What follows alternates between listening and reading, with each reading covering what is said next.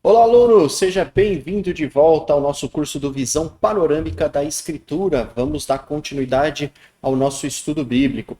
Na videoaula passada, nós vimos os desdobramentos da história depois da divisão do reino. Lembra disso? Então, lembra que Israel era uma nação só e ela foi governada por três reis, Saul, Davi e Salomão.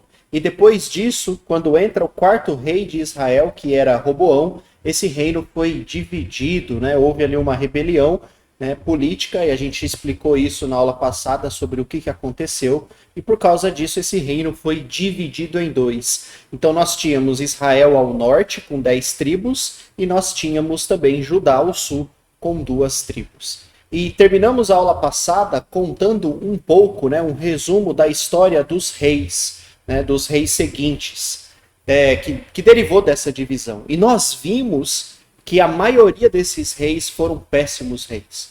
Reis que praticaram a idolatria contra Deus, praticaram sacrifício de crianças, enfim, e muitos outros pecados gravíssimos perante aos olhos de Deus.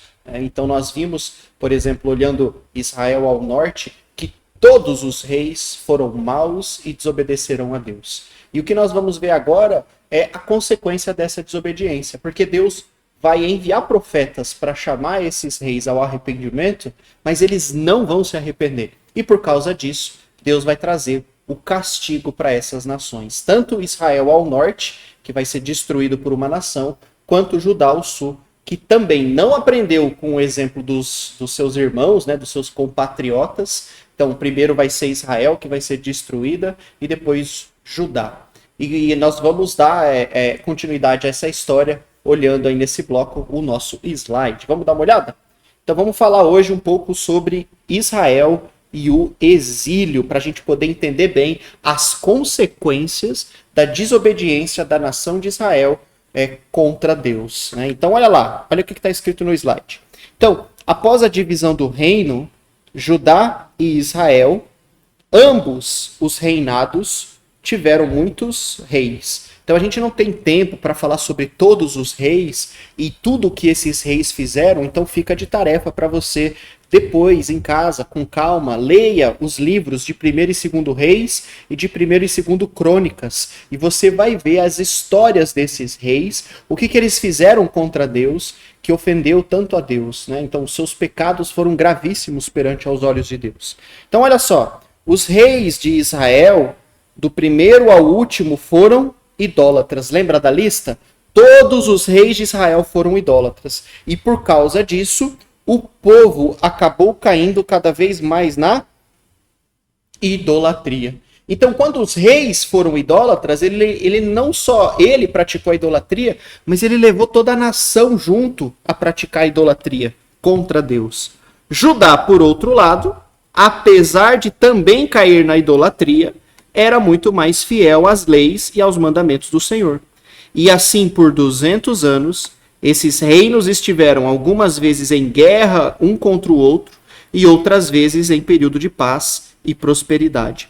Muitos profetas foram enviados por Deus tanto para pregar no norte, para Israel, como no sul, para Judá. A mensagem central dos profetas advertia que o castigo divino viria, porque as duas nações estavam caindo na apostasia em Deus. A profecia se cumpriu e o povo foi tirado de Canaã, da terra prometida, e foram levados como escravos para os países da Assíria e da Babilônia, que era o lugar do cativeiro. Então olha só que triste, né? Então, por mais de 200 anos, eles tiveram a oportunidade de se arrepender e voltar aos caminhos de Deus, voltar a seguir as ordenanças de Deus, da aliança que Deus tinha feito com eles no Monte Sinai, mas eles se recusaram. Israel, todos os reis de Israel foram idólatras. O sul, você vai ver que alguns reis foram bons, mas a sua maioria também foram reis ruins, reis idólatras, reis que pecaram contra Deus. E a consequência disso vai ser o exílio. Então Deus vai trazer nações que vão lutar contra eles, vão derrotá-los e vão levá-los mais uma vez como escravos. Vamos dar continuidade ao slide? Olha só. Então, só para a gente poder ver aqui, ó, essa imagem ajuda a gente a entender um pouco a atuação dos profetas. Então, lembra que eu falei para você que Deus enviou profetas para os reis para chamá-los, esses reis, ao arrependimento, né? Chamá-los ao arrependimento. E eles não se arrependeram. Então, só alguns exemplos para você. Ao reino do norte, Deus enviou Jonas, Amós e Oséias. Ao reino do sul, que era Judá, Deus enviou Joel, Naum, Miqueias, Abacuque, Sofonias e Obadias.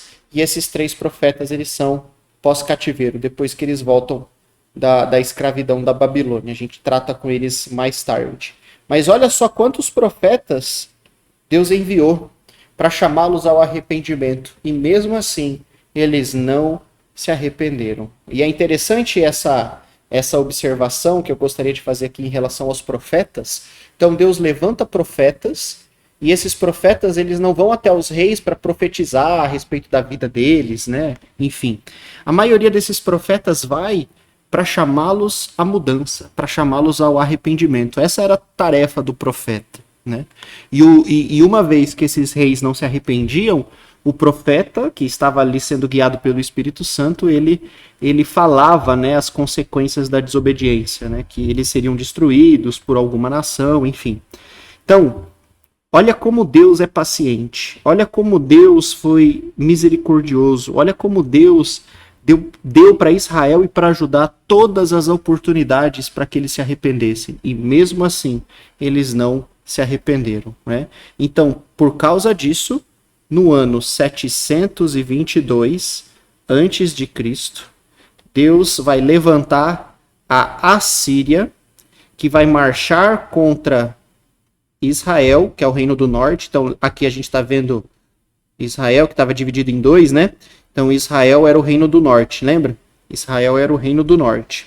Então, a Assíria vai marchar contra o reino do norte e vai derrotá-los. Isso está registrado na Bíblia, você pode ler depois.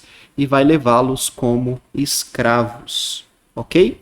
Então, vai levá-los para o seu país. Então vai levá-los, os israelitas, como escravos. Será que Judá, o reino do sul, aprendeu com o erro do irmão? Aprendeu com os israelitas o que acontece quando você desobedece a Deus e se arrependeram? Infelizmente não, né? No ano 586, então depois de quase aí uns 130 anos, mais ou menos, 150 anos, no ano 586 depois de Cristo, é antes de Cristo, Deus vai levantar a Babilônia, que vai marchar contra Judá, vai marchar contra a cidade santa, Jerusalém, vai destruir Jerusalém, vai destruir o templo, vai saquear o templo e vai levar os judeus, né, que quem morava em Judá eram os judeus, vai levar os judeus agora como escravos para a Babilônia. Então, olha só que triste isso, né? Vou apagar aqui só para poder fazer um desenho. Então, vai sitiar a cidade e vai levá-los como escravos para a Babilônia. Então, tanto Israel ao norte quanto Judá ao sul caíram por causa do pecado, tá bom? Israel e o cativeiro. Então, olha só uma das profecias aqui de Oséias, né? Efraim é como uma pomba facilmente enganada e sem entendimento. Ora, apela para o Egito, ora, volta-se para a Síria. Quando se forem, atirarei sobre eles a minha rede. Eu os farei descer como aves do céu. Quando os ouvir em sua reunião, eu os apanharei. Então, olha só que texto de Oséias, profeta Oséias, falando a respeito de como Deus iria apanhá-los, né? Como se fosse ali usando uma rede, né? Deus iria apanhá-los.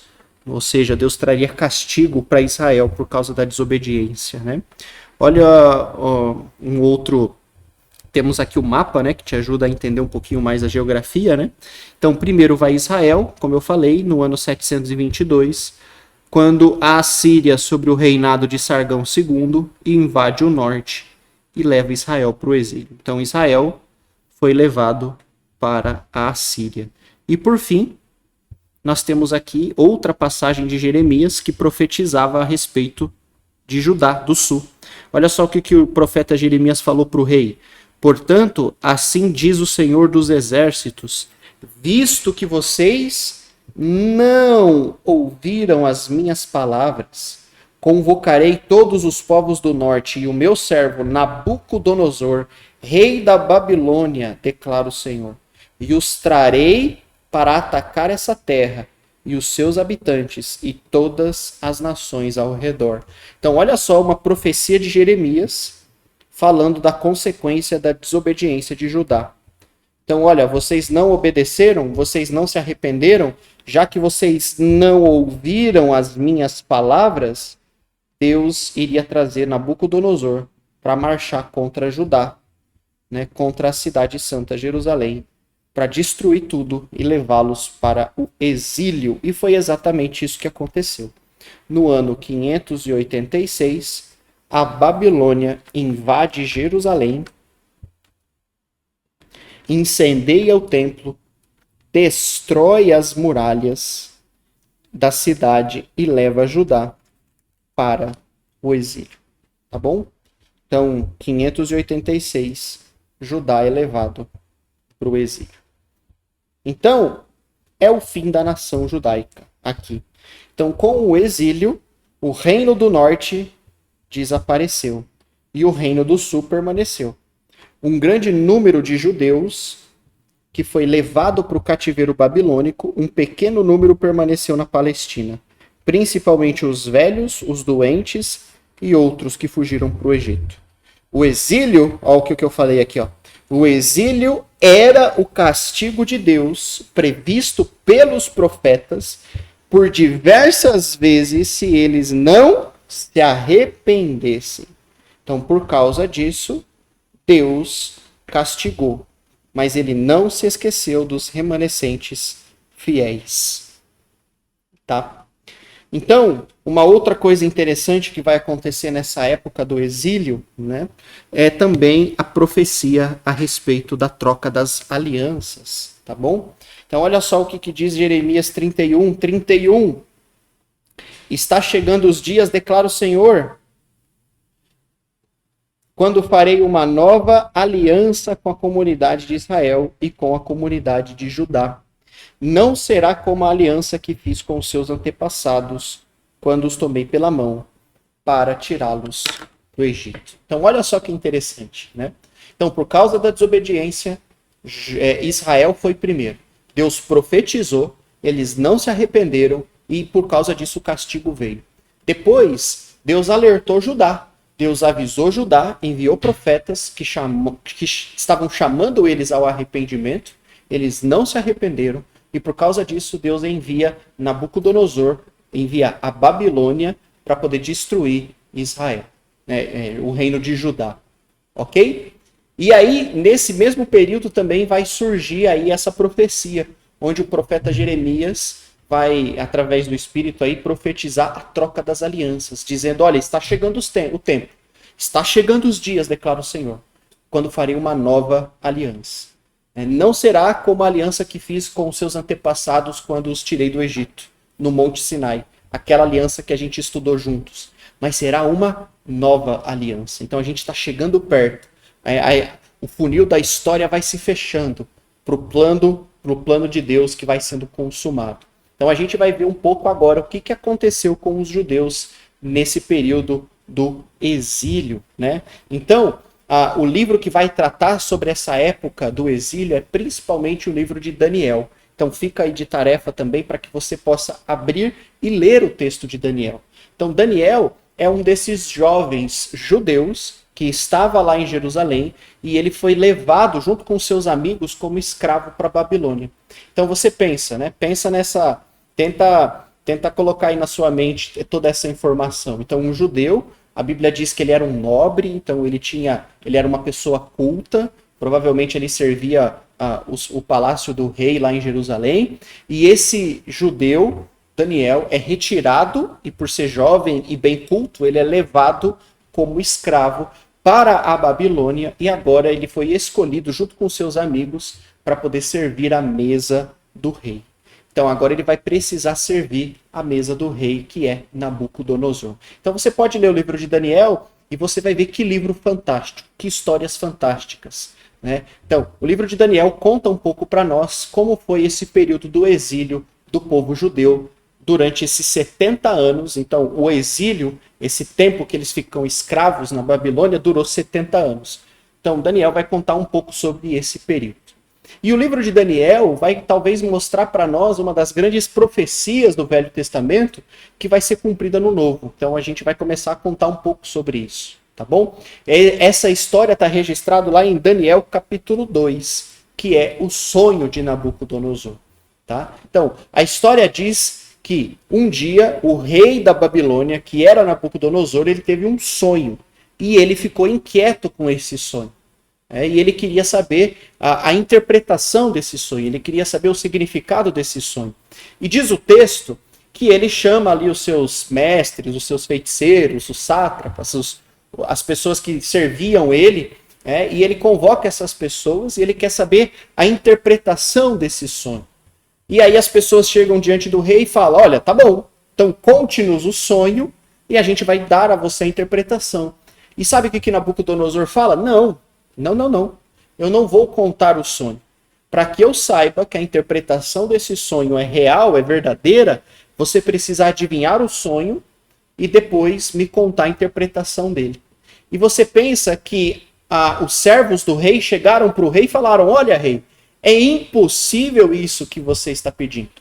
O que você está pedindo é impossível de se fazer. E por causa disso o rei decide matar todo mundo. Ele decide, olha, já que vocês não podem fazer essa tarefa, então, basicamente o rei diz assim, ó, vocês não servem para nada, então ele vai querer matar todas as pessoas, né?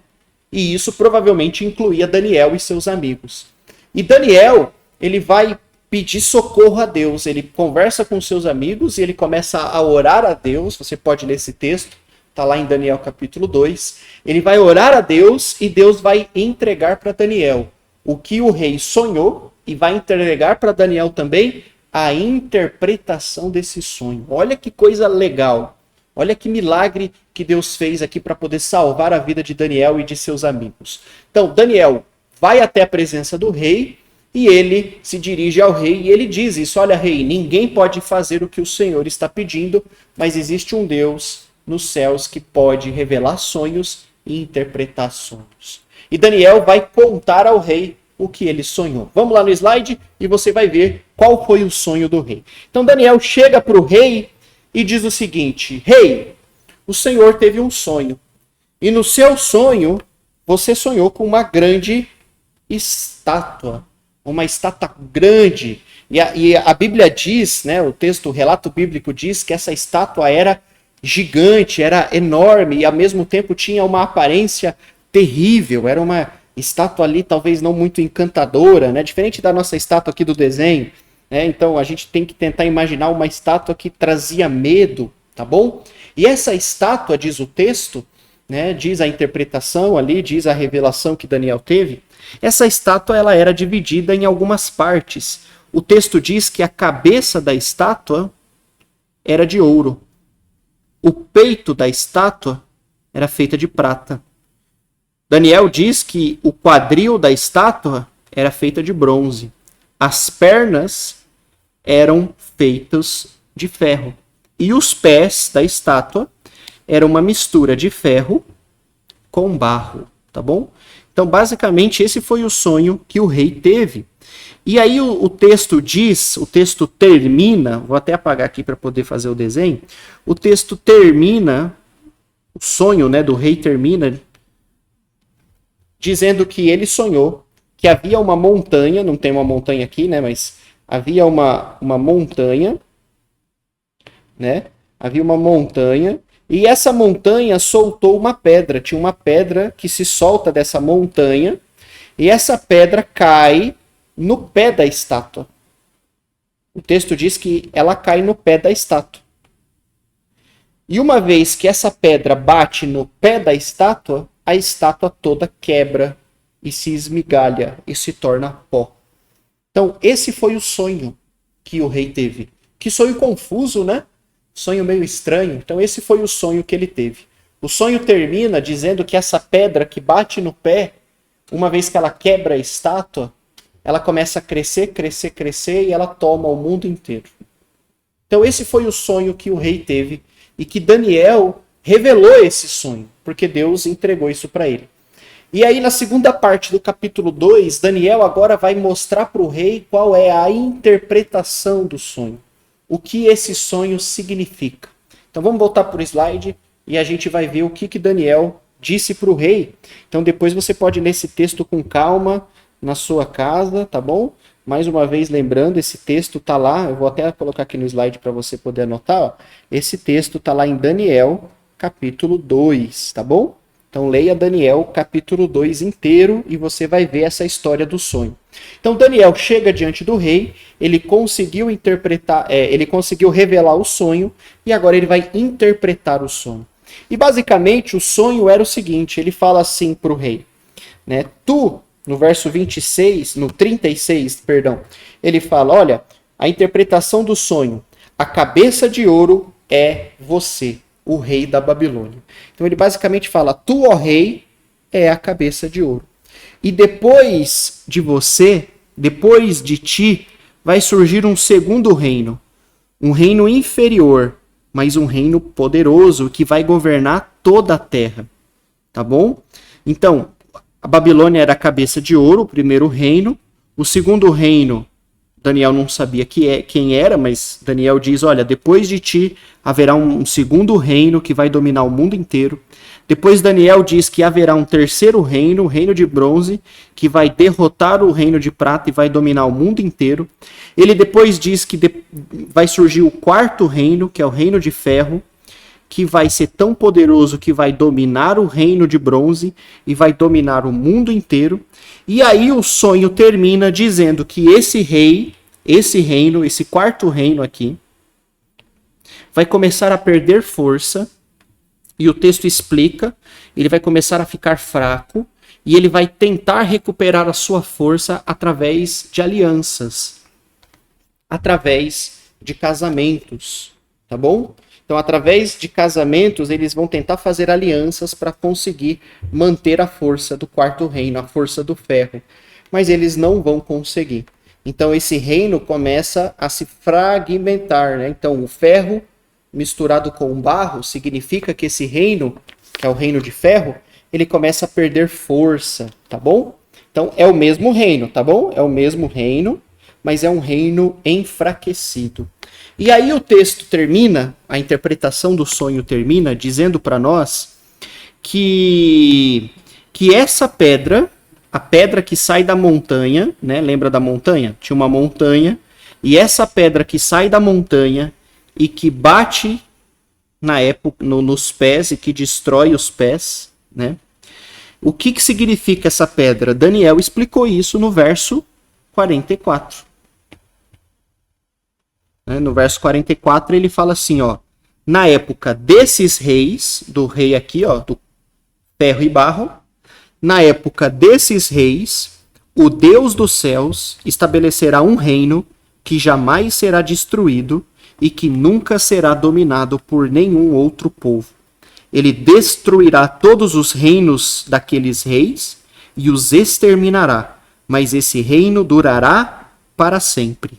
Esse é o significado da visão da pedra que se soltou da montanha sem o auxílio de mãos, pedra que esmigalhou o ferro, o bronze, o barro, a prata e o ouro, né? Então olha só que interessante.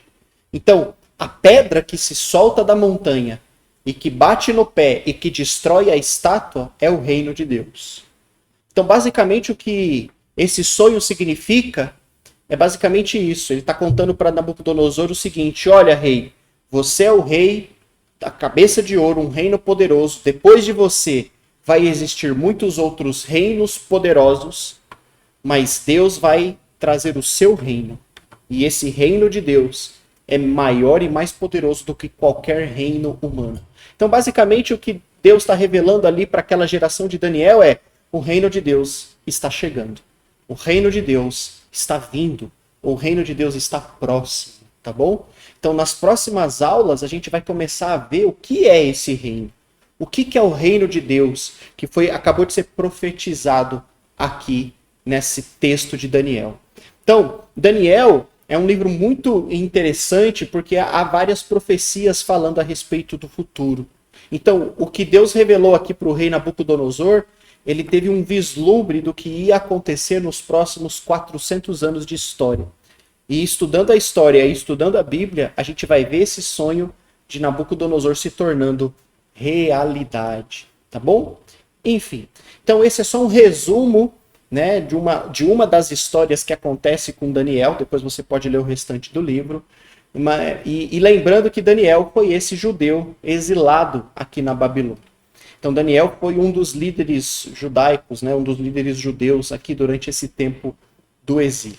Então lembre-se que eles ficaram exilados aqui na Babilônia durante 70 anos. Então no próximo bloco nós vamos ver quando termina esses 70 anos de exílio e nós vamos ver um movimento de restauração, quando os judeus começam a voltar para Jerusalém, começam a voltar para sua terra natal, para a terra prometida, e eles vão voltar para reconstruir as cidades, tá bom? Então nós terminamos esse bloco por aqui e eu aguardo você na nossa próxima videoaula, ok?